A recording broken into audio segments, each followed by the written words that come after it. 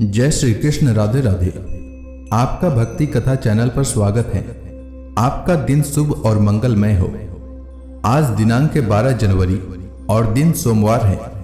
आज माघ कृष्ण पक्ष की नवमी है। आज सूर्योदय का समय सुबह 7:15 और सूर्यास्त शाम 5:44 पर होगा।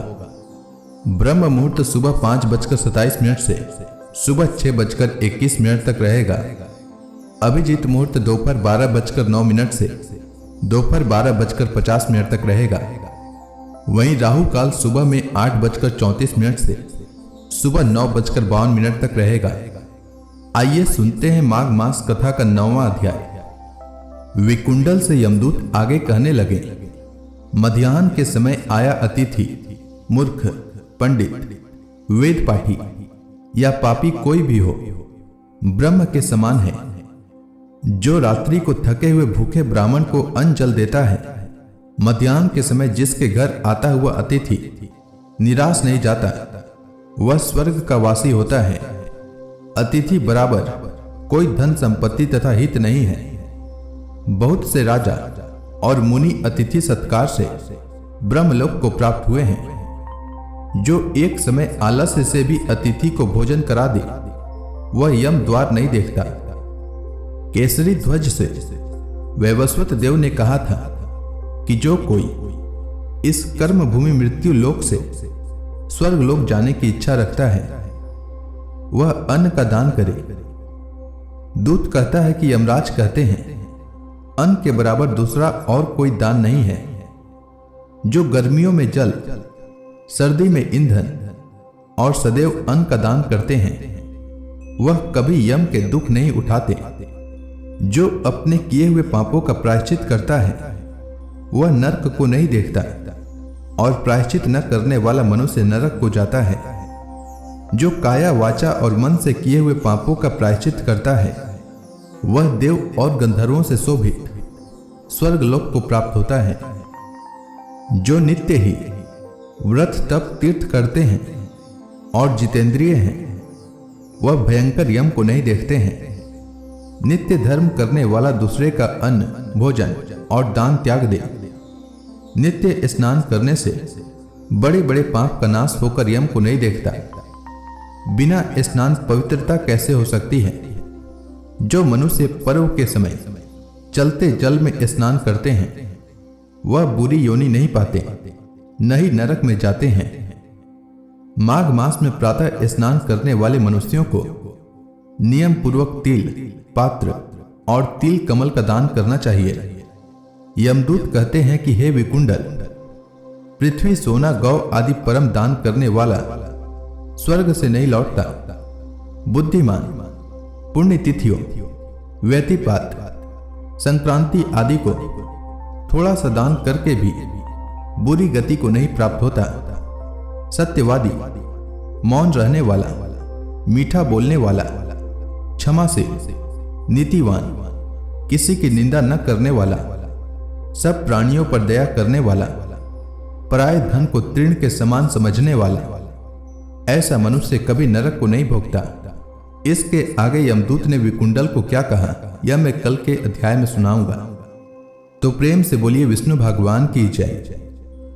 अब आइए सुनते हैं माघ मास में भागवत पुराण का आज का अध्याय। श्री सुखदेव जी कहते हैं, राजन, आंगिरस गोत्र में सम, दम, तप, स्वाध्याय, वेदाध्ययन, त्याग, अतिथि आदि को अन्न देना, संतोष, तितिक्षा, विनय, विद्या, अनसूया यानी दूसरों के गुणों में दोष न ढूंढना, आत्मज्ञान यानी आत्मा के कर्तृत्व और भोक्तृत्व का ज्ञान, एवं आनंद यानी धर्म पालन जनित सुख, इन सभी गुणों से संपन्न एक श्रेष्ठ ब्राह्मण थे। उनकी बड़ी स्त्री से उन्हीं के समान विद्या, शील, आचार, रूप और उदारता आदि गुणों वाले 9 पुत्र हुए, और छोटी पत्नी से एक ही साथ एक पुत्र और एक कन्या का जन्म हुआ। इन दोनों में से जो पुरुष था, वह परम भागवत राजर्षि शिरोमणि भरत ही थे। वे मृग का शरीर परित्याग करके अंतिम जन्म में ब्राह्मण हुए थे, ऐसा महापुरुषों का कथन है। इस जन्म में भी भगवान की कृपा से अपनी पूर्व जन्म परंपरा का स्मरण रहने के कारण वे इस आशंका से कि कहीं फिर कोई विघ्न उपस्थित न हो जाए, अपने स्वजनों के संग से भी बहुत डरते थे।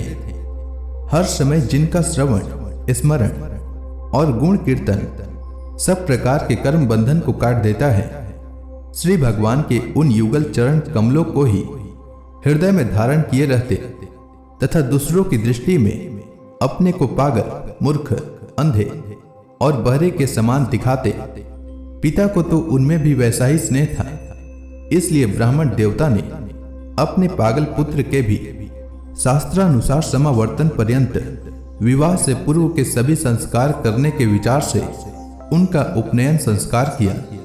यद्यपि वे चाहते नहीं थे तो भी पिता का कर्तव्य है कि पुत्र को शिक्षा दे। इस शास्त्र विधि के अनुसार उन्होंने इन्हें शौच, आचमन आदि आवश्यक कर्मों की शिक्षा दी, किंतु भरत जी तो पिता के सामने ही उनके उपदेश के विरुद्ध आचरण करने लगते थे। पिता चाहते थे कि वर्षा काल में इसे वेदाध्ययन आरंभ करा दूं, किंतु वसंत और ग्रीष्म ऋतु के चैत्र, वैशाख, ज्येष्ठ और आषाढ़ 4 महीनों तक पढ़ाते रहने पर भी वे इन्हें व्याहृति और शिरो मंत्र प्रणव के सहित त्रिपाद गायत्री भी अच्छी तरह याद न करा सकें। ऐसा होने पर भी अपने इस पुत्र में उनका आत्मा के समान अनुराग था, इसलिए उसकी प्रवृत्ति न होने पर भी वे पुत्र को अच्छी तरह शिक्षा देना चाहिए। इस अनुचित आग्रह से उसे शौच, वेदाध्ययन, व्रत, नियम तथा गुरु और अग्नि की सेवा आदि ब्रह्मचर्याश्रम के आवश्यक नियमों की शिक्षा देते ही रहे, किंतु अभी पुत्र को सुशिक्षित देखने का उनका मनोरथ पूरा न हो पाया था और स्वयं भी भगवत भजन रूप अपने मुख्य कर्तव्य से असावधान रहकर केवल घर के धंधों में ही व्यस्त थे कि सदा सजग रहने वाले काल भगवान ने आक्रमण करके उनका अंत कर दिया। तब उनकी छोटी भार्या अपनी गर्भ से उत्पन्न हुए। दोनों बालक अपनी सौत को सौंपकर स्वयं सती होकर पति लोक को चली गई। भरत जी के भाई कर्म कांड को सबसे श्रेष्ठ समझते थे। वे ब्रह्म ज्ञान रूप परा विद्या से सर्वथा अनभिज्ञ थे, इसलिए उन्हें भरत जी का प्रभाव भी ज्ञात नहीं था। वे उन्हें नीरा मूर्ख समझते थे, अतः पिता के परलोक सिधारने पर उन्होंने उन्हें पढ़ाने लिखाने का आग्रह छोड़ दिया। भरत जी को मानापमान का कोई विचार न था। जब साधारण नर पशु उन्हें पागल, मूर्ख अथवा बहरा कहकर पुकारते, तब वे भी उसी के अनुरूप भाषण करने लगते। कोई भी उनसे कुछ भी काम कराना चाहते तो वे उनकी इच्छा के अनुसार कर देते। बेगार के रूप में, मजदूरी के रूप में, मांगने पर अथवा बिना मांगे जो भी थोड़ा बहुत अच्छा या बुरा अन्न उन्हें मिल जाता, उसी को जीभ का जरा भी स्वाद न देखते हुए खा लेते। अन्य किसी कारण से उत्पन्न न होने वाला स्वतः सिद्ध केवल ज्ञानानंद स्वरूप आत्मज्ञान उन्हें प्राप्त हो गया था। इसलिए शीतोष्ण, मानापमान आदि द्वंद्वों से होने वाले सुख दुख आदि में उन्हें देहाभिमान की स्फूर्ति नहीं होती थी। वे सर्दी, गर्मी, वर्षा और आंधी के समय सांड के समान नंगे पड़े रहते थे। उनके सभी अंग हृष्ट पुष्ट एवं गढ़े हुए थे। वे पृथ्वी पर ही पड़े रहते थे, कभी तेल उपटन आदि नहीं लगाते थे और न कभी स्नान ही करते थे। इससे उनके शरीर पर मैल जम गया था। उनका ब्रह्म तेज धूलि से ढके हुए मूल्यवान मणि के समान छिप गया था। वे अपनी कमर में एक मैला कुचैला कपड़ा लपेटे रहते थे। उनका यज्ञोपवीत भी बहुत ही मैला हो गया था, इसलिए अज्ञानी जनता यह कोई द्विज है, कोई अधम ब्राह्मण है, ऐसा कहकर उनका तिरस्कार कर दिया करती थी। किंतु वे इसका कोई विचार न करके स्वच्छंद विचरते थे। दूसरों की मजदूरी करके पेट पालते देख जब उन्हें उनके भाइयों ने खेत की क्यारियां ठीक करने में लगा दिया, तब वे उस कार्य को भी करने लगे।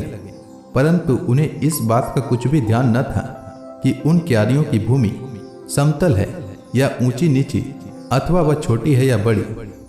उनके भाई उन्हें चावल की कनी, खली, भूसी, घुने हुए उड़द अथवा बर्तनों में लगी हुई जले अन्न की खुरचन जो कुछ भी दे देते, उसी को वे अमृत के समान खा लेते थे।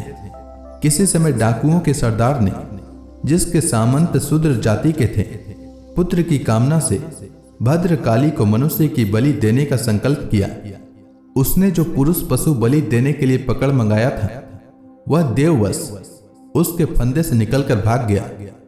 उसे ढूंढने के लिए उसके सेवक चारों ओर दौड़े, किंतु अंधेरी रात में आधी रात के समय कहीं उसका पता न लगा। इसी समय देवयोग से अकस्मात उनकी दृष्टि इन आंगिरस गोत्रीय ब्राह्मण कुमार पर पड़ी, जो वीरासन से बैठे हुए मृग, वराह आदि जीवों से खेतों की रखवाली कर रहे थे। उन्होंने देखा कि यह पशु तो बड़े अच्छे लक्षणों वाला है, इससे हमारे स्वामी का कार्य अवश्य सिद्ध हो जाएगा। यह सोचकर उनका मुख आनंद से खिल उठा और वे उन्हें रस्सियों से बांधकर चंडिका के मंदिर में ले आए। तदनंतर उन चोरों ने अपनी पद्धति के अनुसार विधि पूर्वक उनको अभिषेक एवं स्नान कराकर कोरे वस्त्र पहनाए तथा नाना प्रकार के आभूषण, चंदन, माला और तिलक आदि से विभूषित कर अच्छी तरह भोजन कराया। फिर धूप, दीप, माला, खील, पत्ते, अंकुर और फल आदि उपहार सामग्री के सहित बलिदान की विधि से गान, स्तुति और मृदंग एवं ढोल आदि का महान शब्द करते उस पुरुष पशु को भद्रकाली के सामने नीचा सिर करा के बैठा दिया। इसके पश्चात दस्यु राज के पुरोहित बने हुए लुटेरे ने उस नर पशु के रुधिर से देवी को तृप्त करने के लिए देवी मंत्रों से अभिमंत्रित एक तीक्ष्ण खड़ग उठाया। चोर स्वभाव से तो रजोगुणी तमोगुणी थे ही, धन के मद से उनका चित्त और भी उन्मत्त हो गया था। हिंसा में भी उनकी स्वाभाविक रुचि थी। इस समय तो वे भगवान के अंश स्वरूप ब्राह्मण कुल का तिरस्कार करके स्वच्छंदता से कुमार्ग की ओर बढ़ रहे थे। आपत्ति काल में भी जिस हिंसा का अनुमोदन किया गया है, उसमें भी ब्राह्मण वध का सर्वथा निषेध है। तो भी वे साक्षात ब्रह्म भाव को प्राप्त हुए वैरहीन तथा समस्त प्राणियों के सुहृद एक ब्रह्मर्षि कुमार की बलि देना चाहते थे। यह भयंकर कुकर्म देखकर देवी भद्रकाली के शरीर में अति दुस्सह ब्रह्म तेज से दाह होने लगा और वे एकाएक मूर्ति को फोड़कर प्रकट हो गई। अत्यंत असहनशीलता और क्रोध के कारण उनकी भौहें चढ़ी हुई थी तथा कराल दाढ़ों और चढ़ी हुई लाल आंखों के कारण उनका तेज बड़ा भयंकर जान पड़ता था। उनके उस विकराल वेश को देखकर ऐसा जान पड़ता था मानो वे इस संसार का संहार कर डालेंगी। उन्होंने क्रोध से तड़पकर बड़ा भीषण अट्टहास किया और उछलकर उस अभिमंत्रित खड़ग से ही उन सारे पापियों के सिर उड़ा दिए और अपने गणों के सहित उनके गले से बहता हुआ गरम गरम रुधिर रूप आसव पीकर अति उन्मत्त हो उच्च स्वर से गाती और नाचती हुई उन सिरों को ही गेंद बनाकर खेलने लगी। सच है, महापुरुषों के प्रति किया हुआ अत्याचार रूप अपराध इसी प्रकार ज्यों का त्यों अपने ही ऊपर पड़ता है। परीक्षित, जिनकी देहाभिमान रूप सुदृढ़ हृदय ग्रंथि छूट गई है, जो समस्त प्राणियों के सुहृद एवं आत्मा तथा वैरहीन है, साक्षात भगवान ही भद्रकाली आदि भिन्न भिन्न रूप धारण करके अपने कभी न चुकने वाले काल चक्र रूप श्रेष्ठ शस्त्र से जिनकी रक्षा करते हैं और जिन्होंने भगवान के निर्भय चरण कमलों का आश्रय ले रखा है, उन भगवत भक्त परमहंसों के लिए अपना सिर कटने का अवसर आने पर भी किसी प्रकार व्याकुल न होना, यह कोई बड़े आश्चर्य की बात नहीं है। तो इसी के साथ यह अध्याय समाप्त हुआ। तो प्रेम से बोलिए विष्णु भगवान की जय। इसके आगे की भागवत पुराण की कथा मैं कल के माघ मास कथा में सुनाऊंगा। तब तक के लिए भगवान श्री हरि विष्णु का नाम जपते रहें।